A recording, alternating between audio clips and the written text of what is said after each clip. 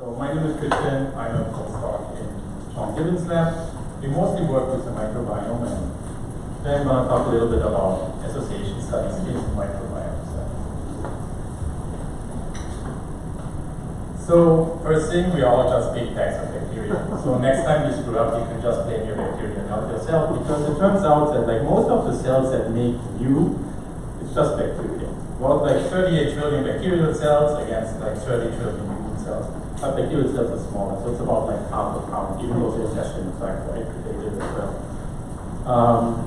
So basically, most of it is bacteria, but does that actually matter to us as a bacterial host? So I did it a bit differently. Instead of giving you like a full-blown introduction to the microbiome, I'm going to give you like 3 short arguments or stories why the microbiome matters, and then we can kind of move on with this stuff.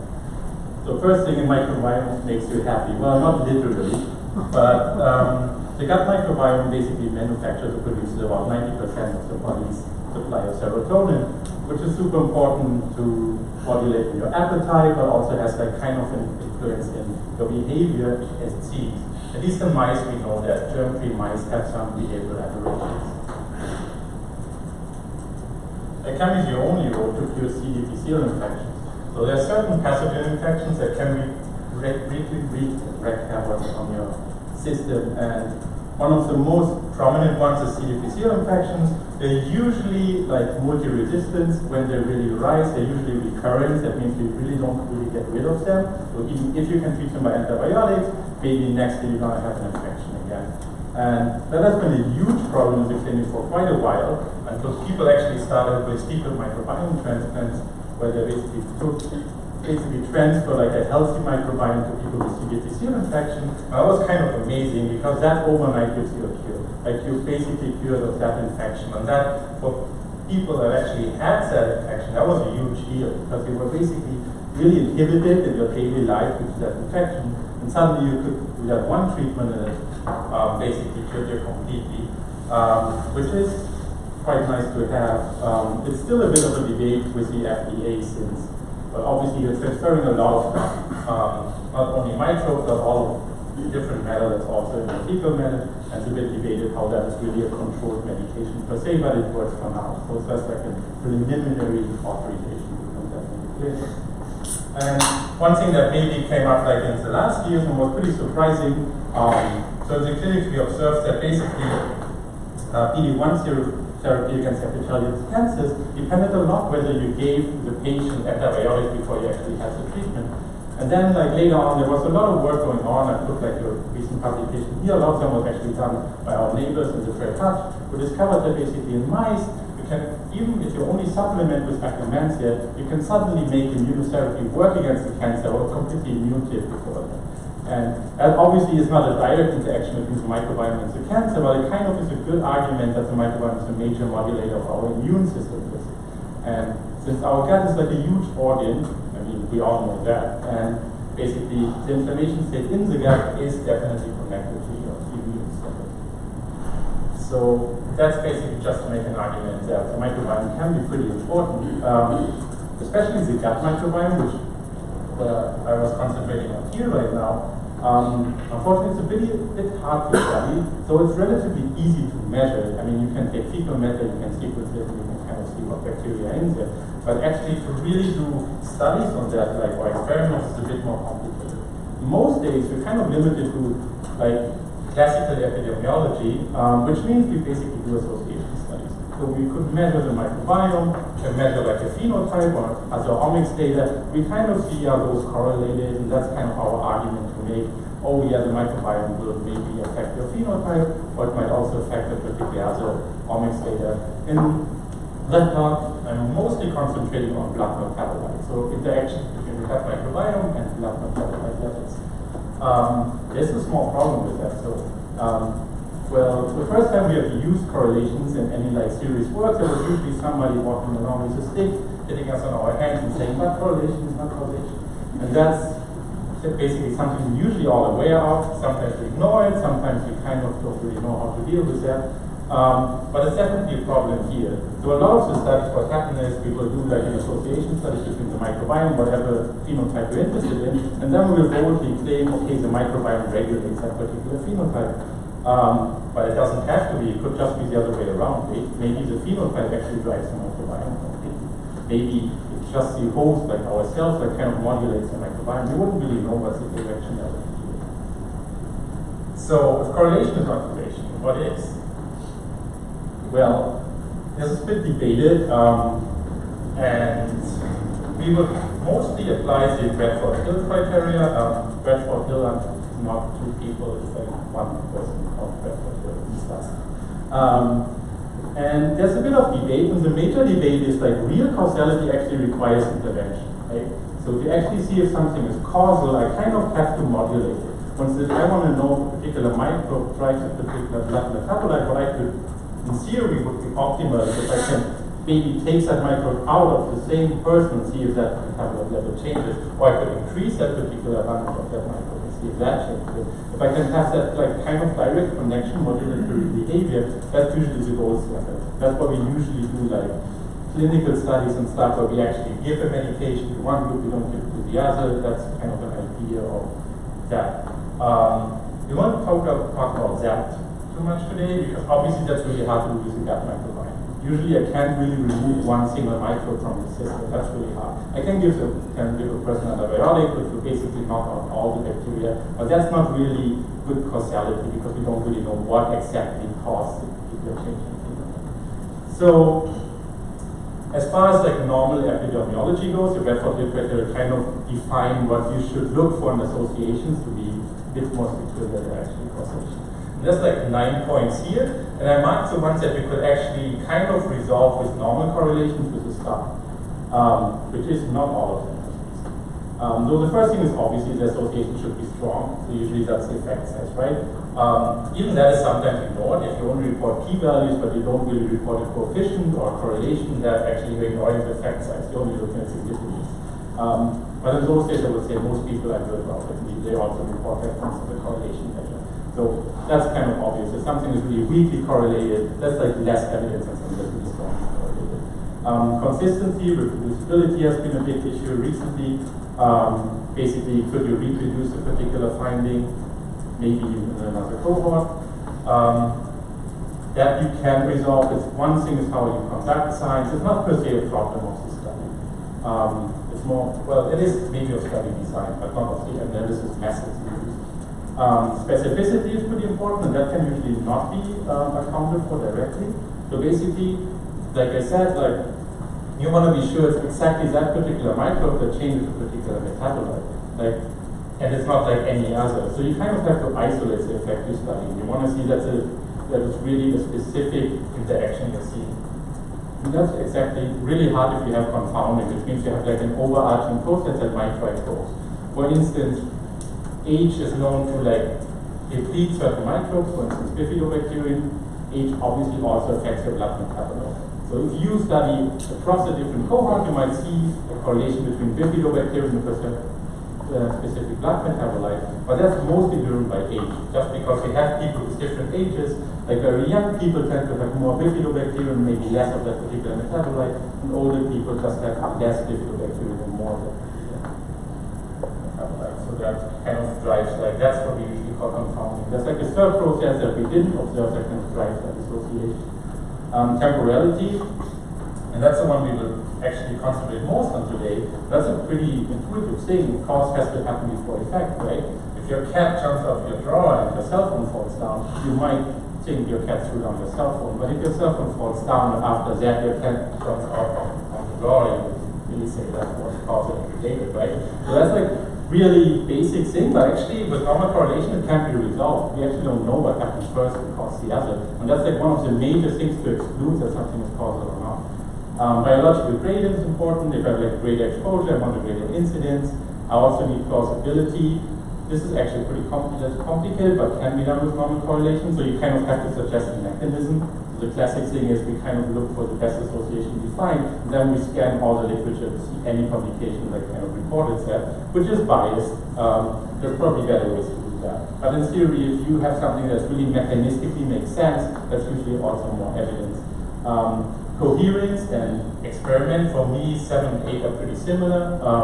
For Bradford Hill, they went, but coherence means does it align with recent or previous laboratory findings? An experiment would actually be, can you evaluate an experiment? And then there's also the last one, which is analogy, which means are there other associations likely? For instance, if I see that one microbe is already associated with 8 fatty acids, I might be more prone to kind of think it makes sense if also associated with a 9th fatty acid, because we already know what kind of associated with fatty acid. That could be like an example of analogy. So basically, there's 2, and they are really important. Actually, the major problems if you want to infer causality, and that's yeah. What are those with acids? What? The ones with the acids. Oh, those are the ones that you can resolve with normal correlation or association studies. Like for instance, effect size or strength you can do with normal correlation. It's just a correlation coefficient. Whereas like usually, especially those 2 which we have here, which is causation, like the direction of causality, and also confounding, that requires a bit more work usually. So the first thing is reverse causation. That's what I actually motivated here, right? Like I might see an interaction between a microbe and a metabolite, and I might be inclined to say, oh, that microbe drives a particular metabolite, but actually the other way around. The metabolite drives the microbe. And that would be a wrong conclusion to say that the microbe drives that metabolite, but they're still correlated, right? And the second one is confounding, like I said. For instance, there could be an overarching disease state that I didn't measure. That's pretty common, for instance, if you do obesity studies in the microbiome, because a lot of the signal, obesity coincides a lot with higher glucose levels, and higher glucose levels are known to drive a lot of the microbes. So if you do an obesity study and you don't control for glucose levels, you often see a lot of associations. But they're not really driven by obesity per se, they're driven by higher glucose levels. And in the best way I actually measure that particular variable, that means I can actually correct for it. So if I would have, for instance, measured glucose levels, I could correct for that in my association study. But in many cases, it might be variables that are completely unobserved. For instance, diet is often, like you have questionnaires, people lie on those, so you don't really see the real signals there. There might be conditions that you just haven't measured. And that is what we usually call latent confounders, like unobserved. Yeah. So do you distinguish between reverse causation and mutual causation? Right. What do you mean by reverse causation? Reverse causation would just be, reverse causation is defined as the error you make if you see that A causes B just because they're correlated, because that could, like, especially if where B causes A. You might have a circular effect there. With most of the time in biology. Right, you could have a feedback. And we will talk about that a little bit. Which also, still you might make an error. Even if you have it in both directions, you kind of would have to check which direction is stronger to kind of get a differential effect points. You wouldn't be able to tell that with the correlation per se. And in terms of actual methods that we can use to study that, they basically fall into 2 major categories, but they kind of align on the spectrum, so there's like a bit of overlap between them. The first one usually resolves that kind of directionality problem, so they kind of incorporate time as an element, kind of say that the cause has to be happen before the effect. And those are the VAR models, Granger causality, which is pretty similar to VAR models, convergent cross-mapping, which is like a nonlinear method to do something similar, but they all basically need really dense time series, and usually of one individual. So you would kind of have a single individual, you get a really dense time series, and then you can kind of resolve that directionality thing and resolve causality from there. There's another class of methods, and they're mostly concentrated on resolving confounding. That's the structural equation models, instrumental variables, which you might not have heard of, but you might have heard of Mendelian randomization. This is exactly an instrumental variable. So the idea of instrumental variables, for instance, is to kind of ground your association in a helper variable that cannot be confounded. Genetics is a really classic one, because I know that genetics won't really change if you change your diet or something, like your genome won't really change instantly. So you can kind of ground associations to that, and that kind of helps you to avoid certain confounding. The problem with those methods, for all of them, is you need already a priori knowledge of causal structure. So you kind of need an hypothesis, what could causally influence the other, and it will tell you what confounders you have to check for. Which is usually not what we start off, especially microbiome cells. Like we have no idea which microbe might influence which metabolite per stage a priori, so you can't really use those methods. But we also don't have dense time series, so it's starting to become a bit depressive, but we might get, it will get a little bit better, I promise. So maybe we just start off and just look at why normal regression is symmetric. So why can't we actually resolve directionality? And that kind of makes sense because how do we state regression? We usually have a y, and we kind of say y depends on x, right? So there's an implied direction in there. Like from the start, we kind of say, oh, y should be driven by x. So there's direction and causality in there, but then somehow we lose it when we do a regression analysis. And why is that? Well, if you remember your stats classes, like for a simple regression model where we have like an interceptor, maybe we add in some confounders, and then we have our coefficient and variable of interest, here x. Then we know that the ordinary least squares, the maximum likelihood estimate, is relatively easy to compute. That regression coefficient is just the covariance divided by the variance of x. And that's where the problem comes from. I mean, covariance by definition is symmetric. The covariance of y and x is the same as the covariance between x and y. And if we would normalize it by a particular, well, if x itself would be standardized, so has a standard deviation of 1, that would just be correlation. So our beta coefficient would be correlation. And that's the reason why usually when we talk about correlation, we say, oh, it's like drawing a line between y and x. Because it's just the same thing. Like, correlation is simply the regression coefficient of standardized variables. Okay, but correlation is symmetric, covariance is symmetric, so that's where the problem comes from. I could actually turn that that kind of regression around and could ask, oh, how does x depend on y? And the only thing that would happen is that the covariance gets kind of normalized by the standard deviation of y now. So it doesn't really change, like the coefficient itself is still driven by the covariance. That's the quantity that drives it. So if we want to break the symmetry of beta, we kind of have to break that particular symmetry. That's basically it. Okay, but how do we do that?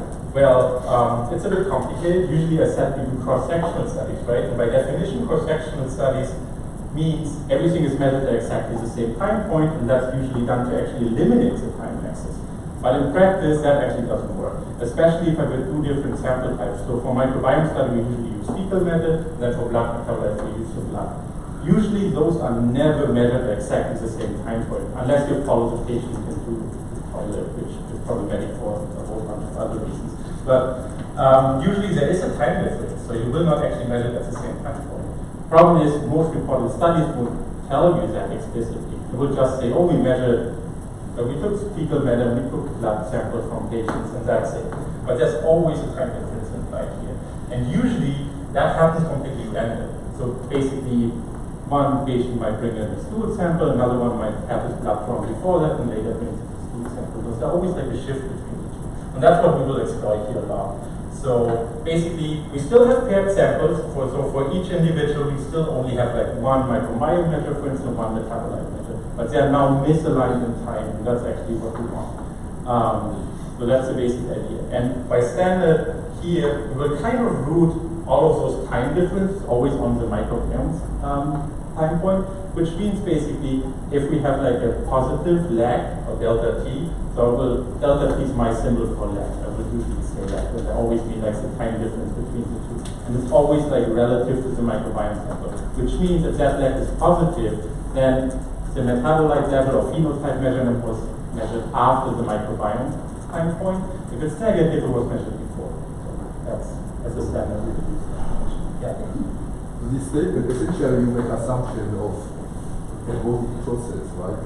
That the intra-individual fluctuation, autocorrelation is much shorter than sampling across the whole. Yes. Right? That's an assumption you make. Right. Well, usually we can check for that later on. Yeah. I'll check for that. So basically, later on we will recover the autocorrelation time, and then we can just align that with the actual time point. But the method I would present is kind of conservative in a way that if that is actually true, or not true, if my autocorrelation time is actually way longer than that sampling time, it will just always report a non-significant association. So it will only make statements if it can. So now the basic idea, I think, comes kind of clear.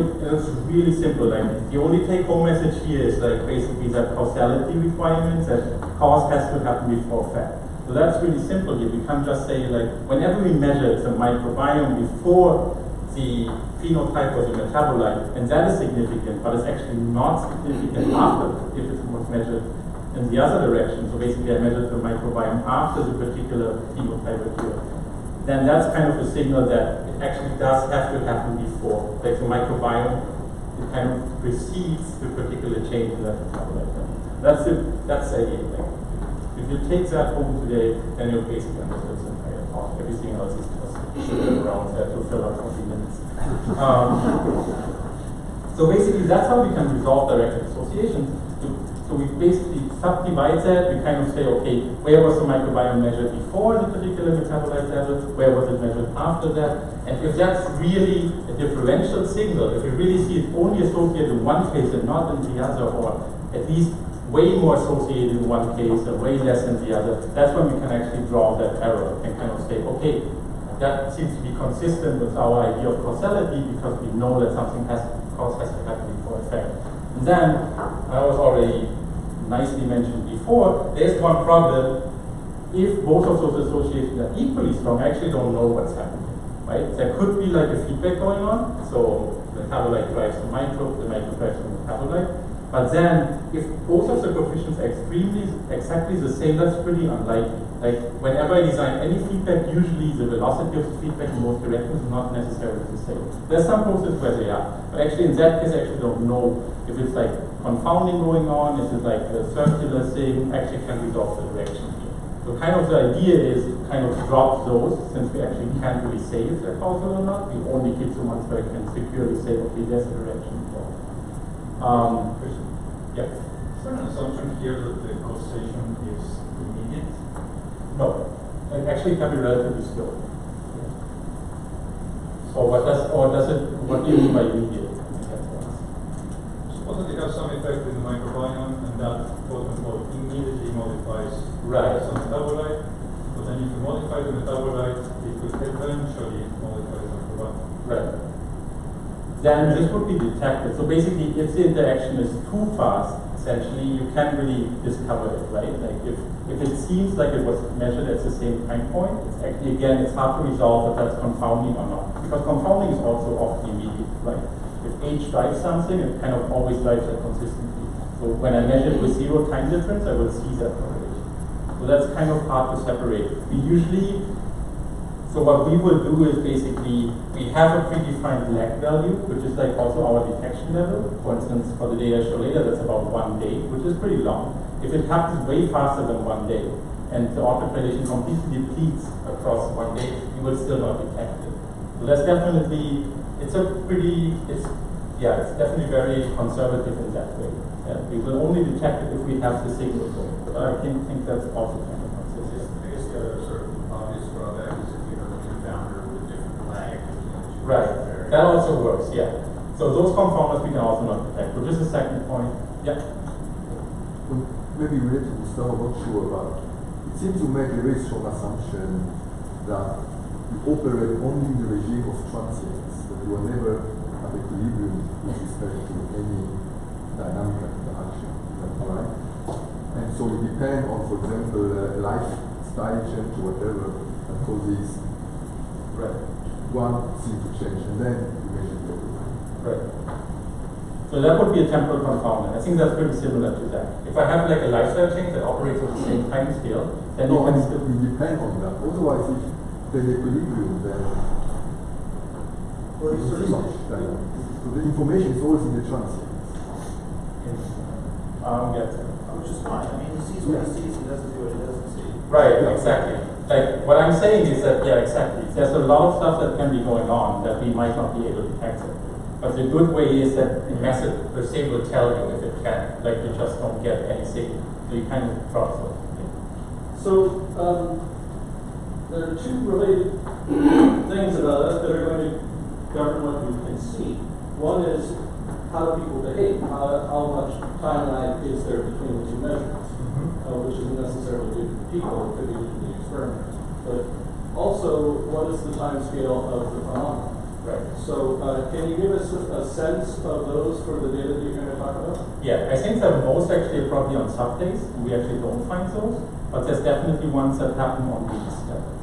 especially if you look at interactions that are driven by metabolites, those are often way slower because they it's not really, so one thing that's important to say is causality does not have to be a direct process. That's like a misconception that people think something is causal. It's like immediately and direct, like it's just A directly influences B. There can be a really long chain of events between A and B. As long as they're still consistent in one direction, it's still causal, right? Like if I don't pay my taxes, I'm probably gonna get problems with the IRS. But that's not causality. It's a pure act of not paying my taxes. But that's causality, sorry, but it's not direct. Like the pure act of not paying my taxes won't immediately have an IRS agent in front of my door, right? It's like there's some saying there's a lot of systems, maybe automated system that kind of tracks that my transactions look weird. There will be a human looking at it and saying, oh, that's pretty suspicious. And at some point somebody will send out a letter, maybe they knock on my door, and that's when I get into trouble, right? There's like a whole bunch of chain of events that can take a year or something until it's actually happening. It's still a causal effect. So, because if I pay my tax, it will never happen, but if I do it again, it will happen again. So you talked about transience of effects. Right. A variation on that is very elusive. Right. So if you have two signals that are definitely caused by cause and effect, they're both periodic, right, and there is a time delay, you might get causality patterns. You do. Well, not that way, because basically that lag, like since we kind of sample across entire time scale completely randomly, like that would be really hard. So usually the like spurious associations due to like periodic signals, they happen particularly if you look at a particular section of periodicity, right? So you have that basic example with two shifted sine waves, where you have like a completely correlated one, then you have a small section with negatively correlated. If you would completely randomly align those, or kind of shift those two curves around like all the time, I wouldn't really see that signal that much anymore, because it kind of eliminates itself. So basically, you would not observe any effect. Because exactly for a sine wave, you have that in average, there's like a positively correlated section, negatively correlated section, and stuff like that. So your lag is kind of, but yeah, I agree, like, again, that goes back to if your lag variable doesn't have the resolution for the signal, what happens, right? And again, like, the response is usually like that signal. And then for confounding, as we already said, there are confounders that can actually happen. So if you have a temporal confounder that happens in time, like a dial change, for instance, that will not be corrected for you. But any non-time dependent confounder by definition will not be picked up because we need that coefficient to be different across different like the time stratification like this. So for instance, classic stuff like age or even like population mixtures, those cannot by definition get any association here. If you have no stratification bias. So you that's why we kind of need that process to be random, like how do you sample what's the order. If you start saying, oh, whenever that person is older than 50 years, I'm going to measure the microbiome first, then you get into trouble with stuff. But, yeah. Okay. Well, basically, again, like that does get formalized into a method. There's two formulations for that. I'm going to use simpler one here, which is like just the extension of what we did before. So basically, I just order all my measurements by that lag. So I basically say, if the microbiome was measured before the phenotype, I put it in group 1. If it was measured after, we put it in group 2. Now I test differentially, but in each group individually, and I kind of compare the coefficients. That's the basic idea here. So I have the p-value condition here as well, and I kind of want the coefficient to be sufficiently different. And only if that's the case, if they're really different and consistent, then we kind of assign a direction. If we can't, we say, okay, it's unresolved. I don't know what's happening. Maybe it's like a cycle, maybe it's confounded.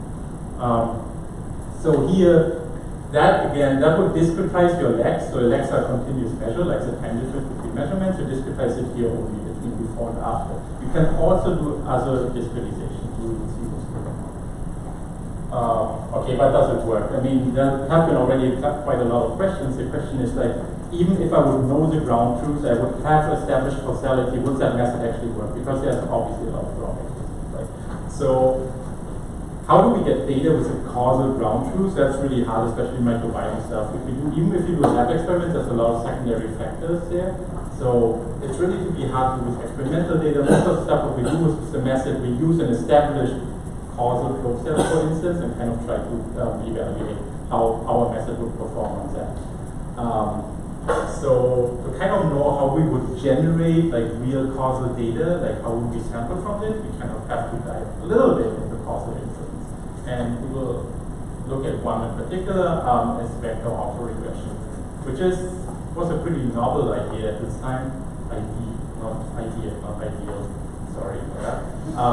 So basically, that goes back to Granger, who later on started, might be also a novel idea. We started pretty early of actually incorporating that. He had the same idea basically, so yeah, I'm not that smart. So basically, he said, okay, cause has to happen before effect. He was an economy, and they always have time series. Like an economist wouldn't even look at that presentation here, would say, well, we always have time series, I don't care if you have cross-sectional data, they never have. And he basically makes the same assumption and formulated that idea. And he was maybe a bit smart about it because he said, okay, if I have y and I want to see if something else causes y, well, I need it to happen before y, okay, but I also need it to be better at predicting y than the past history of y itself. So kind of, can I predict more about y than just the only history of y? And if that happens, that's really good evidence that whatever else is doing that is a pretty strong causal effect. And yeah, that eventually got into the Nobel Prize in 2002. So, in vector autoregression, that works only on time series, and the basic idea is that we now have a particular dependency structure here. And the idea is that in a whole set of variables, each variable will be dictated by the value of that particular variable at the previous time point, but also by other variables. If it's driven only by itself in the past, that's what we usually call autocorrelation. It's correlated with itself in the past.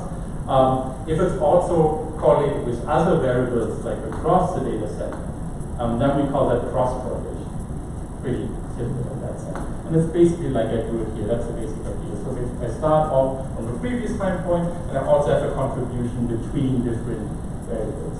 And that gets formalized in a relatively simple equation that's a bit harder to actually solve, but you can do it. You can run it as regression basically. So basically that's the formalization here, that like my multivariate y depends on some intercept term, but then it mostly depends on like a large interaction matrix, or that's actually like a correlation matrix with a lag of, for instance, one time point in that case. You can also make that more complex and say, well, I have another matrix B that depends on yt minus 2, yt minus 3, so then you would get a p order bar, which means p is just the order of time lags that I kind of include in the model. That model only depends always on the previous time points. I could have a model that depends on the time point previous to the previous time point, and the previous time point to the previous time point, which would then be like, you go back 3 time points in the past, 2 time points in the past, and that's what you give what's the order of that process. Once the Markov-like process will always have an order of one. Okay. So, and the good thing about that is, like, that also gives me an idea how to simulate that. So I can basically specify like a given correlation structure and then simulate a bar with that correlation structure. And that gives me like causal effects. Like they're always consistent with cause happens before effect. I can inject confounders into that and kind of see how any method will operate. So now to kind of simulate what we are actually doing, well, what is the data we are looking at? We are looking actually, every one of us has time series. The microbiome will move every single point in time. Usually it's pretty stationary, but still it fluctuates around a certain mean over time. So, but when we do a cross-sectional studies, we only sample essentially 2 time points, one for the metabolome, for instance, one for the microbiome, for each individual. So the idea how to construct a sample from that becomes pretty obvious, I think. You simulate different time series with the same correlation structure for like a lot of individuals, maybe 100 individuals, 500 individuals. You only sample those 2 points from each individual, and then you kind of see, can I actually recover the particular correlation structure that I injected in my simulation with the method. And in that example that I will use, we basically have 2 real causal interactions. So we have like 2 different types of variables. Let's say those are metabolites and metabolites again. So in the first case, for instance, we have one metabolite driving one particular microbe, another metabolite driving another microbe, and we have another correlation that's driven by latent unknown confounders. So basically we have a process that always immediately means that if that particular microbe is higher than that particular metabolite is higher, but it's just because of a secondary process. That could be any confounder, let's say. So if I would use normal correlations, I would get what's shown on the right here. So basically correlations would say, okay, microbe 1 and metabolite 1 are related and microflume, metabolite 2 are related, but it would basically call both directions, right? You can't resolve which direction it is, so it says both can be possible. And then it would also find the confounder. By definition, those are super correlated. So any real correlation would find like 6 interactions here. The ground truth is only 2 causal interactions. So that would be a really bad false positive rate by that. So now we can basically check, we can inject certain correlations in there. My effector also only means the strength of the cross correlation here. There's a constant autocorrelation applied here as well. And we can kind of see like what's the true positive rate, like how many of those causal interactions do I find. 100% would mean I find exactly those 2 that I injected, nothing else.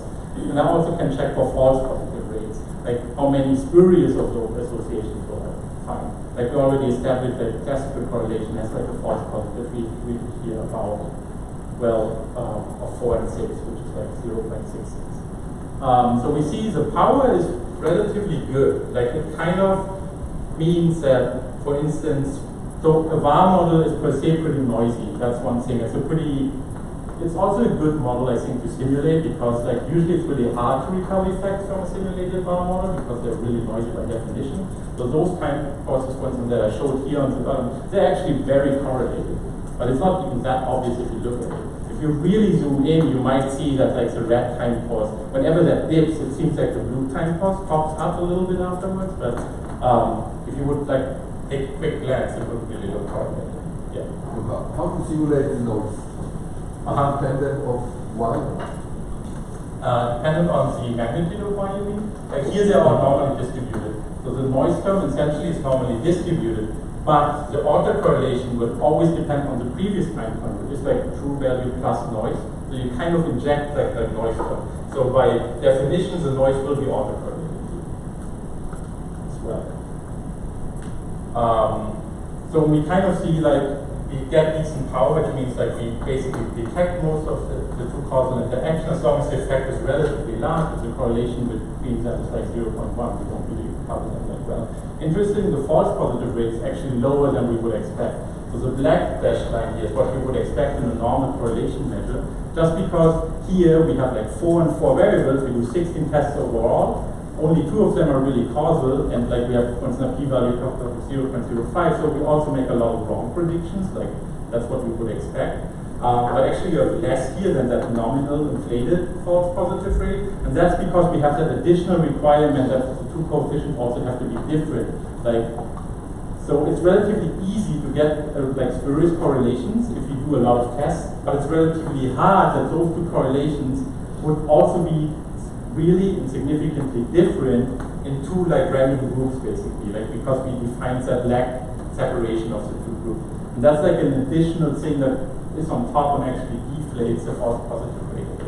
So in that sense, it's a really conservative measure. Like it will only pick up stuff that it can be really sure about is what looks causal in that particular simulation, and it basically has a really deflated false positive rate. And I didn't plot the confounders here because I never get picked up by that. Definition of so that is in that case. And one thing, and that was actually mentioned before, and it turns out to be absolutely true, is like I need to kind of have some prior knowledge on the range of lags that I want to include. So here, our VAR model had a defined real lag of 1, so it would only depend on the previous time point. So I have the highest detection accuracy at an exact lag of 1.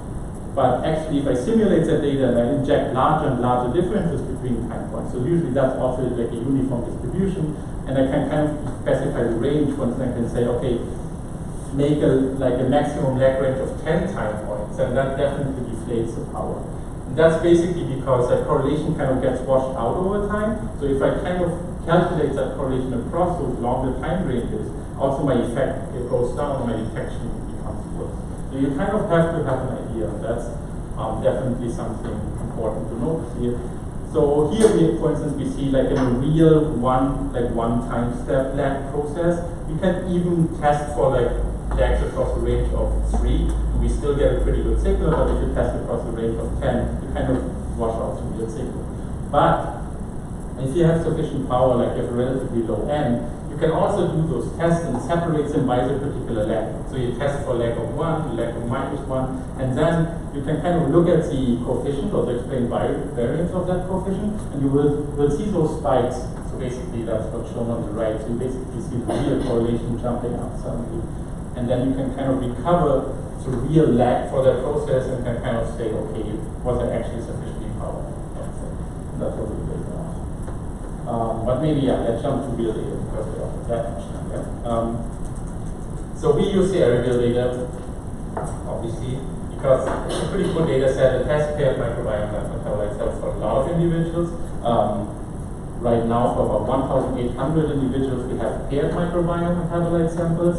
About those, in those there's only 1,750 per sample within 1 month. That was our cutoff for the lag, because that's very unlikely that we have interactions that are much lower than that. Even though the real range was more or less about 3 months difference in some cases. Most of them are actually pretty close, so that's shown in the histograms. Most lags are pretty close to 0. I think the mean is about 10 or something, just a few days. We kind of filtered, we do test on the genus level, so we collapse microbial abundance on the genus level. We also filter out really low abundant genera that are not really present in most of the individuals, which is with about 82 genera, or exactly 82 genera. And we tested against 1,073 metabolites. That's a lot of association tests. And we basically run them like that.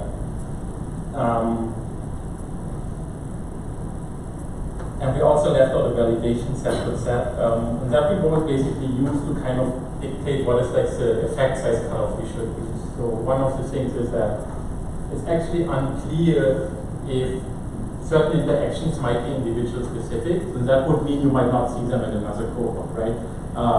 Which might be good, might also be bad, but it's actually hard to say if that's because we pick up confounded signals. So basically what we did is left out the validation samples, which were all the samples multiple time points. I don't think that's the smartest way to separate the data set. And then you actually see that for really low, relatively low abundant coefficients, so that's all standardized variables, you see that they are slightly correlated, but it's really inconsistent. But if you actually check which of the associations are found in the train set and also in the test set, which are the ones marked in blue, those five fall pretty nicely on the correlated line. So that's definitely an effect set cutoff you have to apply to kind of find effects that can be reproducible across things. And that seems to be about a correlation of 0.3 in our case, which is an explained variance of a little less than 10%, which is decent calculus correlation. Okay.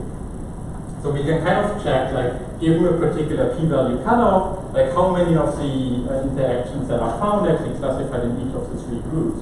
And what we see here is first, we do definitely see there's a lot of correlation where we can't really call the direction. Those have exactly the same coefficient. So you could say there might be a feedback going on, but it's biologically pretty implausible that all of those things would happen with exactly the same velocity in both directions. So it's also very likely that those are confounded. We see that can go up even up to 50% of your tests. And between those, we see a bit more association where it seems that the metabolite drives the microbe, and we also see a certain percentage of ones where the microbe drives the metabolite. So that basically means if I would do a normal correlation structure on there, and I would assume whatever association I see first of all has an associated directed, I would be wrong about half of the time. If I now assume that that's actually an association where the microbe drives the metabolite, I would be wrong about almost 80% of the time. So it kind of gives us an idea to kind of assign directionality, and it's not per se real causality, since I would have to validate it, but it gives us at least better hypothesis of what might be causal. So if I do the effect size cutoff, I get kind of a core interaction network here. Basically everything that's blue here is a microbe, and everything that's orange is a metabolite. And we do see that it's pretty separated. Actually, that's in even an acyclic graph, so you could even use it for real causal inference using structural equation models and stuff like that, if you really want to check for more confounders. There's a pretty connected component here in the middle, but depressingly, that one is 50% uncharacterized metabolites. So we actually don't really know what's happening. There's an interesting part down here with immunopropionate, which is driven by several microbes, for instance by Clostridium, which we know usually drives immunopropionate in the gut. And yeah, there's a few other ones. But so that actually has a pretty low diameter. I think the longest chain you could draw here in that one direction is about 7. Yeah. Did you also look for microbiome? No, not yet. So if you wanted to do causal inference with that graph, you would need to do that. Like you would also have to draw edges between individual microbes and also metabolites, which you can do if you use the samples in area that have at least 2 time points for metabolites and microbes, which would be good to do in the future. You still also have to add in all possible compounders that you think might be temporal. So you don't have to include any compounder that cannot be temporal, but at least you would have to do it. And if you have all of that, you can use the vector criteria and start to do like causal inference. Basically, it would tell you which compound is correct for. Yeah, that one isn't in here. That's definitely something I would like to do. The one thing is that the power differential is a bit of a problem. Like you have way more power here because you still have a lot of different samples. If you look for the ones where you have 2 metabolite samples, it's way less. So you kind of have to correct for those. If we look at like which metabolites pop up most here, so basically, like I said, we have that like a really large group here of like uncharacterized metabolites, and those actually really seem to dominate like some of those associations. So that's kind of sad, but also pretty interesting. There seem to be a few metabolites popping up in blood that are really connected to our microbiome, but nobody has characterized that. So obviously, we kind of should look at this maybe. And then actually, if we look at the one that's mostly driven by, like the one that has the most associations that are driven by the microbe, that's actually indole-propionate. We know that it is produced by the gut. It's actually a really important molecule. It regulates a lot of the intestinal integrity, like essentially, yeah, it's like one of the things that induces IL-22, for instance, production, so it kind of modulates the immune response. It's also related to like suppressing appetite and stuff like that. And we know indole and propionates, they're basically generated from tryptophan in the gut. So basically it's dietary, the little tryptophan that's left in the diet that gets injected, gets metabolized by micro, usually into indole-propionate is one of the endpoints of that, often done by clostridium. And that kind of is pretty important. We see that here, those interactions. There's also others, like we see a lot of benzoate metabolism going on. Again, that's something that we kind of know happens in the gut, so it's consistent in that way that most of those metabolites are definitely present in the gut and get transported into the blood. Hipporate shows up as well, but mostly in the direction of hipporate driving microbial abundances, and that could be exactly one of those cases where diet is confounding that particular association. So we know that hipporate levels are really driven by a diet, eat a lot of broccoli, eat a lot of whole grains, and then you see usually the hipporate levels going up. And that might also affect your microbiome. It happens on a relatively short time scale. So diet is something like what you eat in the morning and the afternoon might be different.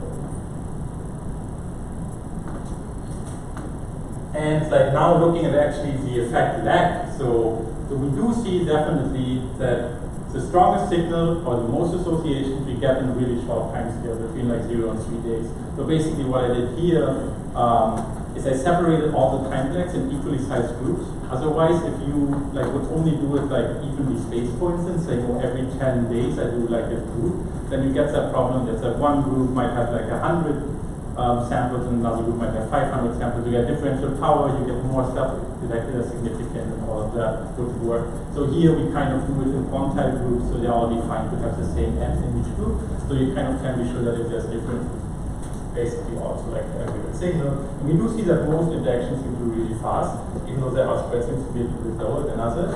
But there's definitely some that seem to be really slow, like up to a month sometimes. It's probably not a direct association. There might be a really indirect process driving that. Might still be confounding as well. But still it's interesting to see that not everything is fast, because most cross-sectional studies those days will usually only try to sample as close as possible, and that's the association you will see recorded in all of the papers. There might be like longer lasting ones that we won't really see, because that's by design of the experiment we will miss it. And then you see that also on the phylum level, you sometimes see that certain interaction can be really slow for a particular phylum. Firmicutes is pretty even, like it has mostly fast ones, but also slow ones. But then for proteobacteria, we see a few ones where like there's a metabolite driving the microbiome, but in a really slow manner. Could be inflammation related, like proteobacteria, good inflammation markers. It might take a while to actually have that like feedback into the microbiome. We don't know. But there's definitely like differential signals, really heterogeneous across the lags. And then if we look at genus level, So that actually is now already the analysis where I kind of check for coefficients within each of those like time groups. So that kind of lets us recover the timing of those associations on a genus level, for instance. And we kind of see that a lot of times those seem to be pretty consistent. Like for instance, if you look at hemophilus here, we have several interactions, but they seem to have really similar timings. The same for Klebsiella, where they all seem to be either extremely slow, either caused by microbes or by the metabolites. Actinomyces also has a really distinct pattern where it's like acting relatively fast within a day usually. So it seems that that's like kind of specific to the genus as well. So that's like phylogenetic as well. And that would be interesting. It's one of the things that I'm mostly excited about right now, is to kind of make that a bit more maybe complex field. So kind of instead of like using those quantile groups, which is you're kind of separating your power quite a lot, since you do test in a lot of smaller groups now. It would be way more elegant, I think, to have like a real continuous function. That like interaction coefficient would essentially become a continuous function that would recover the cross-correlation function. So what's the x-axis? The x-axis are those time groups. So that's basically by the time lag, and you group it. So that group would be like 3 days to 0 days, like where the metabolite was measured 3 days to 0 days before the microbiome. That would be 6 days to 3 days. They're not equally sized, but they're like equilibrium in a way that they all have the same n in each group. So that's basically the outlook. So right now I want to work on continuous coefficients, which you can do like basically by introducing spline coefficients in that, which lets you recover function instead of like those coefficients. Definitely also want to try this proteome data in clinical labs, because that, especially clinical labs, might be good for validation purposes, because there is some mouse models that they kind of show that particular microbes can modulate certain phenotypes. Yeah. Interesting. It sounds like in this way you're looking for correlations that are specific to a short time. Right. Like you try to recover the particular, well, not necessarily a particular time, but you try to recover the cross-correlation function, which is continuous in the lag, right? So what I'm wondering is, can you detect them over the entire time range, and then after that, what's the time dependence? So what you definitely see here is that like the effect size goes up. Like if you now test within really small time groups, you definitely see that spike behavior. So usually you see it in one time group, it's going, in one lag group, it's going up like a lot. Travel is a good example here, where you get like a huge correlation towards like 0.7, which is dark from microbiome studies. And then you see it basically going around 0 for all other time points. So do you have more power to detect it in this way, or do you have I don't know if power, because you still have that problem is, if your interaction happens as a lag of 1, but you happen to only have 10 individuals which had that particular lag, your power will always be low in that group, right?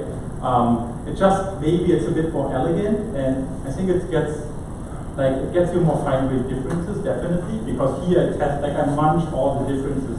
Like for instance, for the last time group, I basically have like a lag range of 12 days here, and I kind of average the effect across the entire group. If you do it continuous, you can definitely differentiate if there's a signal at minus 20 days, for instance, which you wouldn't do. So does your data support the obvious statement you just made? So your power should be greatest at the points where you get the most time difference. Right. So you're yeah, basically, so that's like an initial, that was run on the simulated data, and it has like a real lag of 1, so that's like a real signal, so you should see a peak where the dashed line is. So you get, like if your power is relatively low, so that's like the power of an n of 100, which is below what we have in the study, then we see that you kind of get close to it at least. For some cases, you exactly get the peak value, like you recover this rate. What is the distribution of actual lags look like?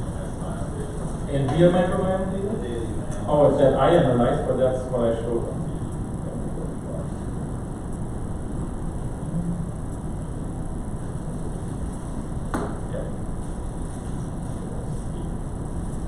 So basically, like in the raw data, you see it's relatively fine-grained, around like 10 days, around the time of the microbiome measurement. So most of the measurements fall between that minus 10 to 10 days range. They go up to 90, like 100 days, one direction, about 90 in the other, even though we kind of cut it out to only be within 1 month in each direction. 30 days. look at the density of displacement variance, does it follow the same graph? So if you were to like put, Right. if you take all of the So that's like basically here. So that's not explained variance, but it's like, it's colored by explained variance. And then you have the number of tests. So you kind of would assume that if most of the interactions, for instance, have a real lag of like 1 day, you should see most associations in that group, which is more or less what happens. Okay. So it does seem to be definitely on the day level. So from my personal experience, I guess this applies to many people. Blood draw is done sometime during the week. Right. The microbiome sample has to be done during the weekend. Right. Right? Because it's more convenient at home. So most of us have some kind of a weekly cycle that, you know, my microbiome is slightly good, it's somewhat different during the weekend than during the week. So saying like it's somewhat differently. But there be some kind of a weekly confounder effect on the microbiome that some associated.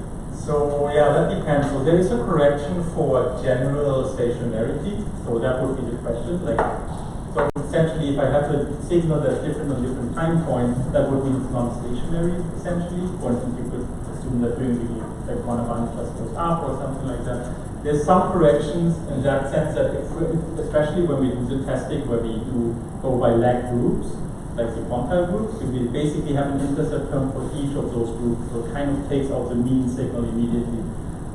If that would basically work on most of your microbes, or for one microbe that would be really consistent, that would be normalized away to significant association. That could be a problem if your I would be more worried about if you eat very differently on the weekends than you do during the week, then you can introduce maybe that like temporal confounder effect, right? Since your diet might be different, and if it changes really fast, then you might see that effect for sure.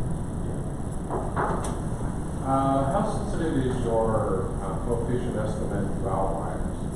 Right. I mean, are you doing some sampling or anything to make sure that it's not like a couple of samples that are driving most of the correlation? Yeah, that's really hard in temporal time courses, I would say. So one thing is, if you have at times you see a lot of cross correlations, they tend to have more noise and more outliers. But that's by nature of the process. So essentially, like an autocorrelation means it depends on the previous noise. So if you have like a positive noise before, it goes up, and then if you have a lot of positive cross correlation, that kind of spikes up that signal even more. So you kind of get, usually what you get is inflation of the standard deviation that way. So it's a bit hard to remove outliers from here. Right now, you usually try to do it just by power, right? Like if you have a large n outliers, usually get washed out. That's more or less here. You also do some you do some transformations to the raw data before that kind of should deal with that. That's like in the nature of the things. If you have sequencing data and you want to use like a distributional assumption of a normal distribution, you have to kind of transform it. There's several ways here. I didn't comment on that. Like, there's also different testing frameworks. So since you essentially test in different lab groups, you can use any method that you like. If you want to use DC2, use DC2. If you want to use corn-cob, you can use corn-cob. If you want to use Boone or normal models, you can do that. Or whatever distribution model. Like the basic strategy doesn't really depend on the testing strategy, which is different from a barn model, where you would have to introduce like a hierarchical model where you can do transformations to get something. But yeah, no, I don't check for outliers. That's the basic response. And yeah, most of the stuff are common. I think like maybe the important take-home message from like that second part of the talk is that microbiome host interactions seem to happen on really heterogeneous timescales. Like just saying like I assume that most of the interaction happens within a day will definitely make you miss certain things. So I think that's something to look on in the future. And yeah, that's it for me. Thanks a lot. There are a lot of people to thank, mostly people in the Gibbons chair, but there was also Thomas who made a lot of comments on the message. And yeah, Cheng, who's happy, we're all happy that he moved here from everywhere with us now, and helped me a lot with like also like cleaning up the timing, because that apparently is really complicated. Like to actually get the time point when people send the proof and not when we start sequencing it, Masonov obviously, and then Ohad, who unfortunately didn't join us here, but helped a lot in the initial project. Well, thanks a lot.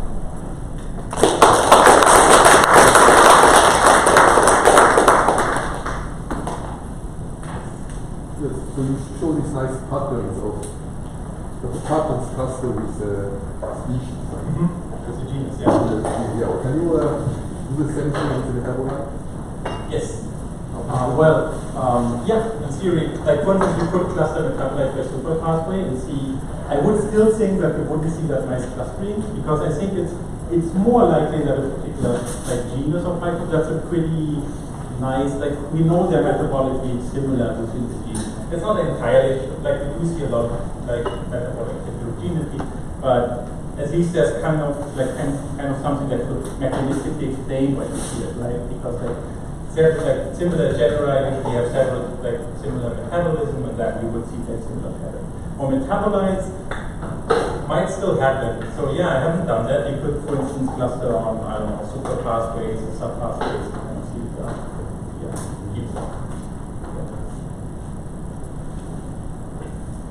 Oh. Okay, thanks again.